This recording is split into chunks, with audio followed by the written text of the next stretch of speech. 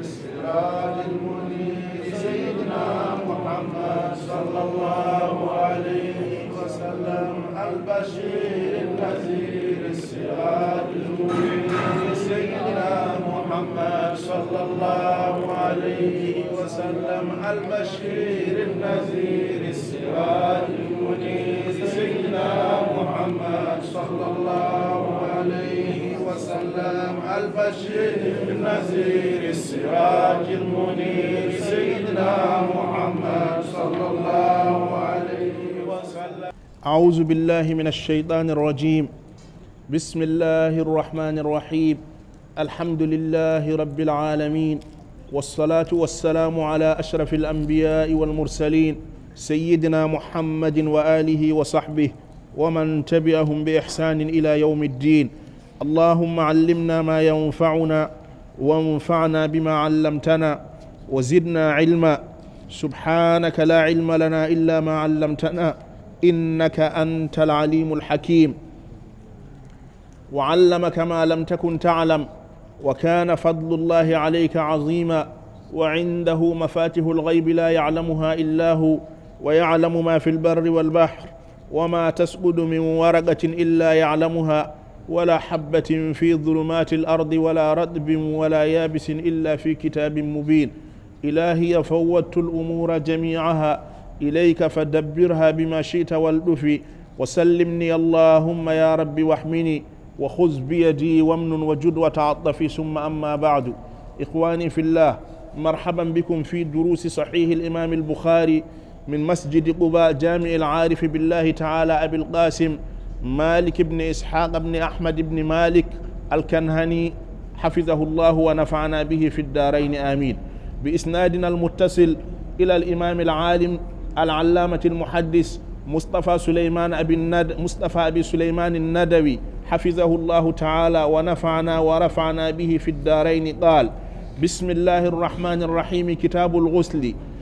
وقول الله تعالى: وإن كنتم جنبا فاطهروا وإن كنتم مرضى أو على سفر أو جاء أحد منكم من الغائط أو لامستم النساء فلم تجدوا ماء فتيمموا صعيدا طيبا فامسحوا بوجوهكم وأيديكم منه ما يريد الله ليجعل عليكم من حرج ولكن يريد ليطهركم وليتم نعمته عليكم لعلكم تشكرون.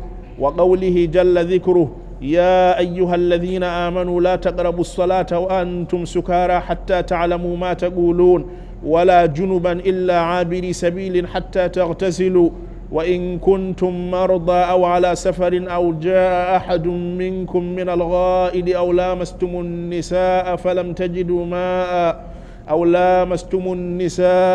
تجدوا ماء فتيمموا صعيدا طيبا فامسحوا بوجوهكم وأيديكم إن الله كان عفوا غفورا. باب الوضوء قبل الغسل. وبه إليه قال: حدثنا عبد الله بن يوسف قال: أخبرنا مالك عن هشام عن أبيه عن عائشة زوج النبي صلى الله عليه وآله وسلم أن النبي صلى الله عليه وآله وسلم كان إذا اغتسل من الجنابة بدأ فغسل يديه ثم يتوضأ كما يتوضأ للصلاة ثم يدخل أصابعه في الماء فيخلل بها أصول شعره ثم يصب على رأسه 3 غرف بيديه ثم يفيض الماء على جلده كله. وبه إليه قال: حدثنا محمد بن يوسف قال: حدثنا سفيان عن الأعمش عن سالم بن أبي الجعد عن كريب عن ابن عباس عن ميمونة زوج النبي صلى الله عليه وآله وسلم قالت: توضأ رسول الله صلى الله عليه وآله وسلم وضوءه للصلاة غير رجليه وغسل فرجه وما أصابه من الأذى ثم أفاض عليه الماء ثم نحى رجليه فغسلهما هذه غسله من الجنابة ثم نحى رجليه فغسلهما هذه غسله من الجنابة. باب غسل الرجل مع امرأته. وبه إليه قال: حدثنا آدم بن أبي إياس قال: حدثنا ابن أبي ذئب عن الزهري عن عروة عن عائشة قالت: كنت أغتسل أنا والنبي صلى الله عليه وآله وسلم من إناء واحد من قدح يقال له الفرق. باب الغسل بالصاع ونحوه. وبه إليه قال حدثنا عبد الله بن محمد قال حدثني عبد الصمد قال حدثني شعبة قال حدثني أبو بكر بن حفص قال سمعت أبا سلمة يقول دخلت أنا وأخو عائشة على عائشة فسألها أخوها عن غسل النبي صلى الله عليه وآله وسلم فدعت بإناء نحو من صاع فاغتسلت وأفادت على رأسها وبيننا وبينها حجاب. قال أبو عبد الله قال يزيد بن هارون وبهز والجدي عن شعبة قدر صاع. وبه إليه قال حدثنا عبد الله بن محمد قال حدثنا يحيى بن آدم قال حدثنا زهير عن أبي إسحاق قال حدثنا أبو جعفر أنه كان عند جابر بن عبد الله هو وأبوه وعنده قوم فسألوه عن الغسل فقال يكفيك صاع فقال رجل ما يكفيني فقال جابر كان يكفي من هو أوفى منك شعرا وخير منك ثم أمنا في ثوب. وبه إليه قال حدثنا أبو نعيم قال حدثنا ابن عيينة عن عمرو عن جابر بن زيد عن ابن عباس أن النبي صلى الله عليه وآله وسلم وميمونة كانا يغتسلان من إناء واحد. قال أبو عبد الله كان ابن عيينة يقول أخيرا عن ابن عباس عن ميمونة والصحيح ما روى أبو نعيم. باب من أفاض على رأسه ثلاثة. وبه إليه قال حدثنا أبو نعيم قال حدثنا زهير عن أبي إسحاق قال حدثني سليمان بن سرد قال حدثني جبير بن مدعم قال قال رسول الله صلى الله عليه وآله وسلم أما أنا فأفيض على رأسي ثلاثا وأشار بيديه كلتيهما. وبه إليه قال حدثنا محمد بن بشار قال حدثنا غندر قال حدثنا شعبة عن مخول بن راشد عن محمد بن علي عن جابر بن عبد الله قال كان النبي صلى الله عليه وآله وسلم يفرغ على رأسه ثلاثا. وبه إليه قال حدثنا أبو نعيم قال حدثنا معمر بن يحيى بن سام حدثني أبو جعفر قال لي جابر أتاني ابن عمك يعرض بالحسن بن محمد بن الحنفية قال كيف الغسل من الجنابة؟ فقلت كان النبي صلى الله عليه وآله وسلم يأخذ ثلاثة أكف ويفيدها على رأسه ثم يفيد على سائر جسدي. فقال لي الحسن إني رجل كثير الشعر فقلت كان النبي صلى الله عليه وآله وسلم أكثر منك شعرا. باب الغسل مرة واحدة. وبه إليه قال حدثنا موسى قال حدثنا عبد الواحد عن الأعمش عن سالم بن أبي الجعد عن كريب عن ابن عباس قالت ميمونة وضعت للنبي صلى الله عليه وآله وسلم ماء للغسل فغسل يديه مرتين أو ثلاثة ثم أفرغ على شماله فغسل مذاكيره ثم مسح بيده الأرض ثم مضمض واستنشق وغسل وجهه ويديه ثم أفاض على جسده ثم تحول من مكانه فغسل قدميه. باب من بدأ بالحلاب أو الطيب عند الغسل. وبه إليه قال حدثنا محمد بن المثنى قال حدثنا أبو عاصم عن حنزلة عن القاسم عن عائشة قالت كان النبي صلى الله عليه وآله وسلم إذا اغتسل من الجنابة دعا بشيء نحو الحلاب فأخذ بكفه فبدأ بشق رأسه الأيمن ثم الأيسر فقال بهما على رأسه. باب المضمدة والاستنشاق في الجنابة. وبه إليه قال حدثنا عمر بن حفص ابن غياس قال حدثنا أبي حدثنا الأعمش قال حدثني سالم عن كريب عن ابن عباس قال حدثنا ميمونة قالت صببت للنبي صلى الله عليه وآله وسلم غسلا فأفرغ بيمينه على يساره فغسلهما ثم غسل فرجه ثم قال بيده الأرض فمسحها بالتراب ثم غسلها ثم تمضمض واستنشق ثم غسل وجهه وأفاد على رأسه ثم تنحى فغسل قدميه ثم أتي بمنديل فلم ينفض بها. باب مسح اليد بالتراب ليكون أنقى.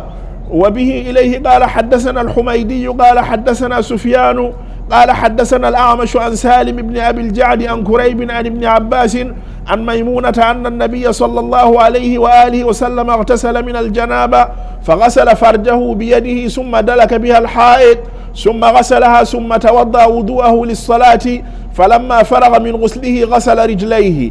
باب هل يدخل الجنب يده في الإناء قبل أن يغسلها إذا لم يكن على يده قدر غير الجنابة. وأدخل ابن عمر والبراء بن عازب يده في الطهور ولم يغسلها ثم توضأ، ولم ير ابن عمر وابن عباس بأسا بما ينتضح من غسل الجنابة. وبه إليه قال حدثنا عبد الله بن مسلمة أخبرنا أفلح عن القاسم عن عائشة قالت كنت أغتسل أنا والنبي صلى الله عليه وآله وسلم من إناء واحد تختلف أيدينا فيه. وبه إليه قال حدثنا مسدد قال حدثنا حماد عن هشام عن أبيه عن عائشة قالت كان رسول الله صلى الله عليه وآله وسلم إذا اغتسل من الجنابة غسل يده. وبه إليه قال حدثنا أبو الوليد قال حدثنا شعبة عن أبي بكر بن حفص عن عروة عن عائشة قالت كنت أغتسل أنا والنبي صلى الله عليه وآله وسلم من إناء واحد من جنابة. وعن عبد الرحمن بن القاسم عن أبيه عن عائشة مثله. وبه إليه قال حدثنا أبو الوليد قال حدثنا شعبة عن عبد الله بن جبر قال سمعت أنس بن مالك يقول كان النبي صلى الله عليه وآله وسلم والمرأة من نسائه يغتسلان من إناء واحد. زاد مسلم ووهب عن شعبة من الجنابة. باب تفريق الغسل والوضوء. ويذكر عن ابن عمر أنه غسل قدميه بعدما جف وضوءه. وبه إليه قال حدثنا محمد بن محبوب قال حدثنا عبد الواحد قال حدثنا الأعمش عن سالم بن أبي الجعد عن كريب مولى ابن عباس عن ابن عباس قالت ميمونة وضعت لرسول الله صلى الله عليه وآله وسلم ماء يغتسل به فأفرغ على يديه فغسلهما مرتين أو ثلاثة ثم أفرغ بيمينه على شماله فغسل مذاكيره ثم دلك يده بالأرض ثم مضمد واستنشق ثم غسل وجهه ويديه ثم غسل رأسه ثلاثة ثم أفرغ على جسده ثم تنحى من مقامه فغسل قدميه. باب من أفرغ بيمينه على شماله في الغسل. وبه إليه قال حدثنا موسى بن إسماعيل قال حدثنا أبو عوانة حدثنا الأعمش عن سالم بن أبي الجعد عن كريب مولى ابن عباس عن ابن عباس عن ميمونة بنت الحارث قالت وضعت لرسول الله صلى الله عليه وآله وسلم غسلا وسترته فصب على يده فغسلها مرة أو مرتين. قال سليمان لا أدري أذكر الثالثة أم لا. ثم أفرغ بيمينه على شماله فغسل فرجه ثم دلك يده بالأرض أو بالحائط ثم تمضمد واستنشق وغسل وجهه ويديه وغسل رأسه ثم صب على جسده ثم تنحى فغسل قدميه فناولته خرقة فقال بيده هكذا ولم يردها. وصلى الله وسلم وبارك على سيدنا محمد وآله وصحبه ومن تبعهم بإحسان إلى يوم الدين.